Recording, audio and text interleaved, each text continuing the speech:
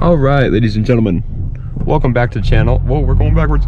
My name is Mark Roden, and today we are going to be doing the second part to a series that we just kind of did. Well, not really a series, it's just a little thing that we decided to do. Last week, in case you missed it, we did the 7 things that I hate about my Acura Integra DC4. This is a 2000 Acura Integra LS. It's pretty much bone stock. It has headers, a short throw shifter, and an Integra Type R cluster there. It has 146,000 miles on it, and it's a manual transmission. By the way, I know somebody's gonna ask about those White Claws over there. Yes, they are mine, but no, I don't drink and drive, buddy, okay? Don't do that. If you do, I actually, as a matter of fact, this is off topic, but one of my biggest pet peeves, not even a pet peeve, just people that I hate are people that drink and drive. There's no point, guys. There's no point, all right? Just don't do it. But either way, 7 things today that I love about my Acura Integra. There was quite a bit of them. I had to put a couple in the same spot in order to keep it to just 7. So we're gonna, oh my god, we're gonna go over that real quick.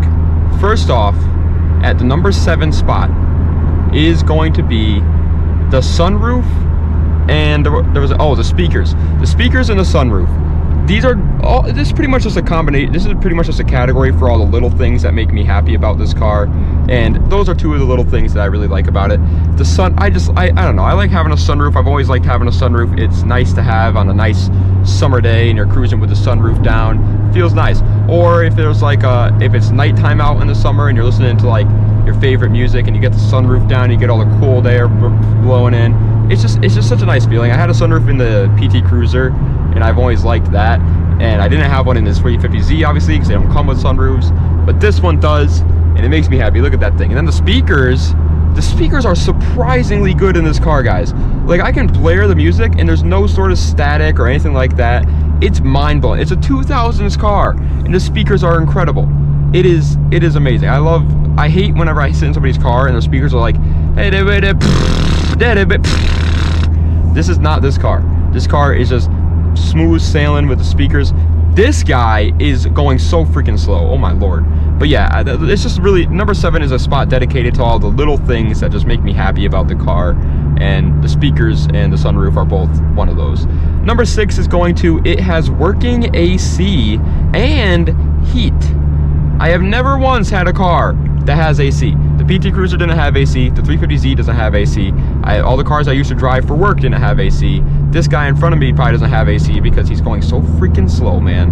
I can't even pass him. There's a big rig coming the other direction. This is ridiculous, dude. But this one does. This one has working AC. It's nice and cold. The heat is perfect. I love it. I love everything about it. As a matter of fact, I'm going to turn on the AC because I can't roll down the windows and put that on. It's just amazing. Like, now I'm sitting here. Oh, like I feel that, boys. Do you feel the AC right now? Here, I hope it's 4D. You can feel the AC. Feel it coming through the camera, right? Oh my god, it's amazing, guys. I love it.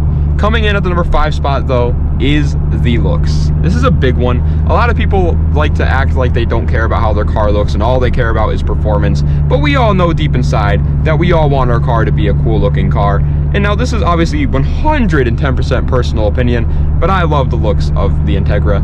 I always have. It's always been a little bit of a guilty pleasure. If I'm being honest, I do like the RSX looks a little bit better, but I like the Integra's looks either way. And I know it's gonna sound crazy, but I honestly think I like the spider eyes more than the JDM version with like normal slanted fixed eyes.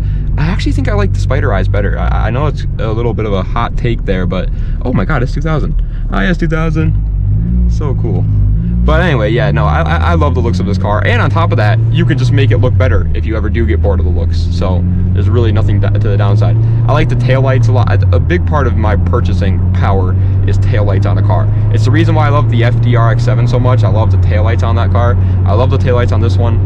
I love everything about the looks of the Integra. I know it's kind of a bit of a boring car to some people. To me, nah, man. I like the looks a lot of it. But coming in at the number 4 spot is going to the obvious one, the reliability and the gas mileage. Once again, I kind of had to put these into a bundle together instead of separate them because I can only do 7, but here they are together. It really is as good as people say. It's a Honda from 2000. You're not going to get much better. This thing, I've been driving it since October, I think. and I haven't even had a single problem. Not even the tires haven't even deflated a little bit. That's how reliable this car. The tires hold their air. Like everything about this car, there's nothing wrong with it. There is some things wrong with it that happened when I got it, and I still haven't fixed it, if I'm being honest. Like the thermostat. The thermostat needs to be replaced. This window doesn't go down. The transmission mount, it bucks a little bit sometimes, so that needs to be replaced. But besides those things, and those were all issues that I got that it had when I got the car, there's been no issues with it. And I've driven it. I got it with 143,000 miles, and it has 146,000 now. Driven it for 3,000 miles with absolutely zero issues whatsoever. The car, it really is just that reliable. And in terms of gas mileage, it's an inline 4 from 2000. The thing just like barely drinks the gas. It like wafts the gas. It's like, come on, give me a little bit, just a little bit. It's amazing. The gas, and it's cheap to fill this thing up because it's got a small tank. It's amazing. Reliability and gas mileage, the Honda boys weren't lying. Speaking of the Honda boys, coming in at number 3 is the Honda community in general. I love them. They're freaking great. Dude, I'm a VQ boy. I like the VQs, but the VQ community is pretty toxic sometimes. And on top of that, we got a lot of people that go to takeovers and do all the cutting up in traffic baloney. So we can have a pretty bad rep a lot of the time. I do like the VQ community. I think there are a lot of better, there are more good eggs than there are bad eggs in the VQ community, but the bad eggs kind of taint the name. In terms of the Honda community, there isn't really many bad eggs at all. Everybody's just kind of happy with each other. There are some people that like to like brag about their Hondas and say that their Hondas are the best thing ever, and it's just kind of like, all right, man, like we're not that great. Like we have some good cars and we got some great motors, but we're not the best cars to ever be produced. But either way, the community's great. A bone stock Integra, there's been so many times where I go up to a drive-through window in this thing, and some guy's like, oh man, I love your Integra, and it's bone stock. And it's like, thank you. I just know that guy's a Honda guy at heart, and it makes me happy. On top of that, Honda guys are an incredible help. If you have a problem with the car, if you want to ask a question about the car, go onto any sort of Honda forums, any Honda Instagram page, and just ask. Say, is this? And they're going to answer your question for you. I remember before I even had this car a long time ago, I asked on an Integra, it was called Teg City on Instagram. I asked on one of their posts, I was like, hey, is a 4-door Integra still a cool car, still a good car? This was a long time. This was probably when I was like 17 years old. And I got like 15 comments back just all being like, yeah, dude, just buy what you want to buy. And it's like, it's amazing. You guys are great. So thank you. If you're in the Honda community, thank you for being so positive, man. It makes the experience of owning a Honda so much better. Coming in at number 2, this one's pretty obvious. It's the way it handles. This car is so light. It is the lightest car I've owned ever in my life, and it really shows. There is nothing more fun than carving through back roads with a lightweight car that has low horsepower. This thing just eats corners. You know what its breakfast, lunch, and dinner is? The apex. It loves it. It freaking grips and rips, dude. And now, sure, if I really pushed the 350Z to its limits, I could probably go faster on those roads than I can with the Integra, just because the 350Z has a better horsepower number. But it feels better driving the Integra. The front wheel drive, I don't know, there's something about it, man. I like it. I like it a lot. And I think people that are really into the drag racing stuff should definitely give the whole, like, I know it's not autocross in any way, but they should definitely give the whole autocross, toge, circuit racing thing a try, because I think they'll start to understand why people like it so much. Because I always kind of understood, like, oh yeah, it's fun, like, you know, to be able to rip your car around corners and stuff, but, you know, it's not as great as going fast in a straight line, right? Until I finally owned the Integra, and now I actually understand the hype behind it. There really is no better feeling than just ripping through back roads. It's so much fun. But coming in at first place, the number one thing that I love the most about my Acura Integra DC4 is the price for everything and aftermarket support. You could buy whatever you want for this car on any sort of budget. If you want to build a cool car and you're in high school, buy a Honda. If you want to build a cool car and you're in college, buy a Honda. These things, everything is dirt cheap. I bought 2 motor mounts and a transmission mount for $70. I got coilovers for it for $200. I got a spoiler, lip, front lip, side skirts, and rear little spats for it, all for a combined total of close to $400, I think it was. Dude, $400 for an entire body kit. That's a week worth of work if you're working a minimum wage job. A week at a minimum wage job, and you can buy a body kit for this car.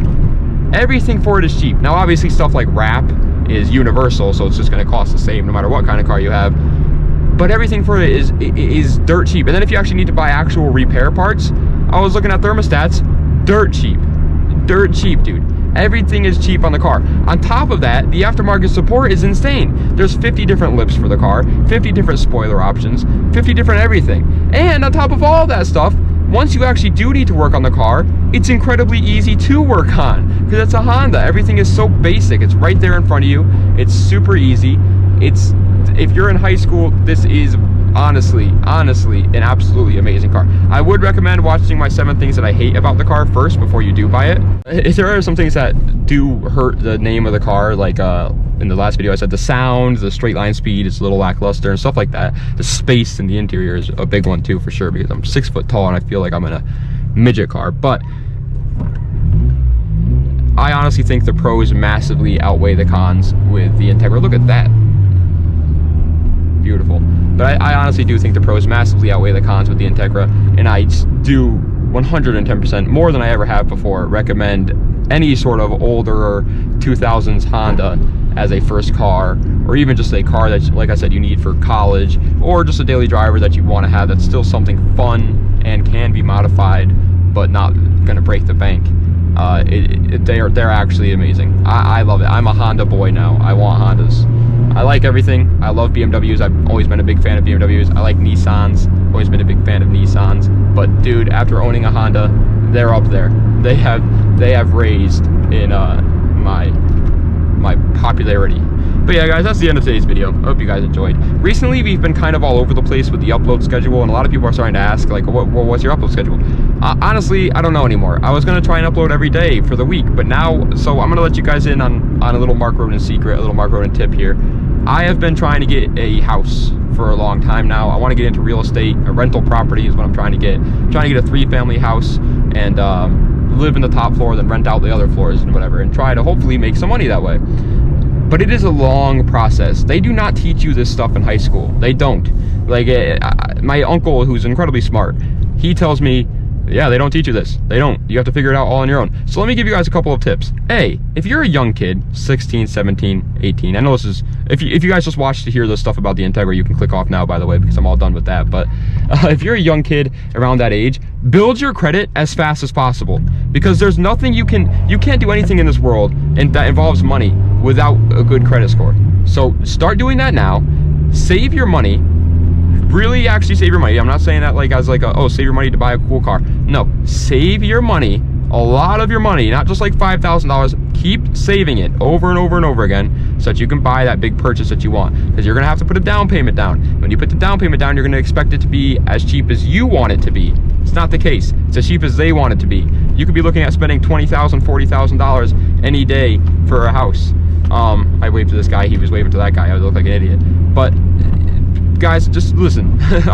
If you want to get any sort of car, a nice car, and you want to put a down payment on a car and pay it off, if you want to get a house and put a down payment down on a house, you need a good credit, and you need to have a good paying job, stuff that they can show, that you can prove to them that you're going to be a good, reliable asset. On top of that, go with a bank at 18 and stay with that bank for a long time, because over time that bank is going to be able to look at your previous records and see that you have always had money in your bank account and that you're good with money. And then even if you don't have as great of a credit score, they can still, you know, make a deal with you because they can see your history on your debit card.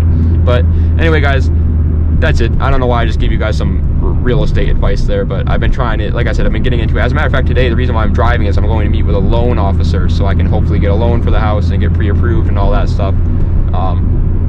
So yeah, there's a lot of steps in it, and it's really, honestly, pretty stressful, but it's fun stressful, you know. It's not like starting a new job, I'm scared stressful. It's a fun stressful, so I'm excited about it. But and I definitely think, based off what I've heard online and what I've read from people that I know are actually in real estate, it really is a good idea to do it. So it's a good money making method. But anyway, thank you guys so much for watching. I appreciate it. Das vidanya, and have a nice night.